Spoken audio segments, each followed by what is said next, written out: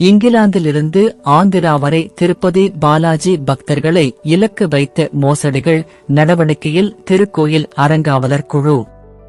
திருப்பதி உலக புகழ்பெற்ற திருவேங்கடமுடையான் திருப்பதி பாலாஜி கோயில் பக்தர்கள் இந்தியாவிலும் வெளிநாடுகளிலும் இயங்கும் இணைய மோசடிக்காரர்களின் இலக்காக மாறி வருகின்றனர். இங்கிலாந்திலிருந்து ஆந்திரா வரை இணைய குற்றவாளிகள் போலியான வலைத்தளங்கள், தொலைபேசி அழைப்புகள், சமூக வலைத்தள பக்கங்கள் மூலம் பக்தர்களை ஏமாற்றி வருகின்றனர்.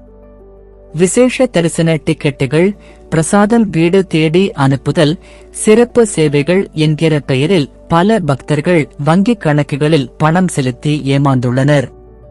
இந்த சூழ்நிலையை கவனத்தில் கொண்டு திருமலை திருப்பதி தேவஸ்தானம் டிடிடி அறங்காவலர் குழு கடுமையான நடவடிக்கைகளை ஆரம்பித்துள்ளது. அதிகாரிகள் பக்தர்கள் அதிகாரப்பூர்வமான டிடிடி இணையதளம் மற்றும் மொபைல் செயலியை மட்டுமே பயன்படுத்த வேண்டும் என அறிவுறுத்தியுள்ளனர். மேலும் இணைய குற்றப்பிரிவில் புகார் அளிக்கப்பட்டுள்ளது. டிடிடி பொதுமக்களுக்கு வேண்டுகோள் விடுத்துள்ளது. மூலதளங்களைத் தவிர எந்தவொரு முகவர்கள் அல்லது மூன்றாம் தரப்பு இணைப்புகளையும் நம்ப வேண்டாம். அனைத்து சேவைகளும் அதிகாரப்பூர்வ தளங்களில் மட்டுமே கிடைக்கும்.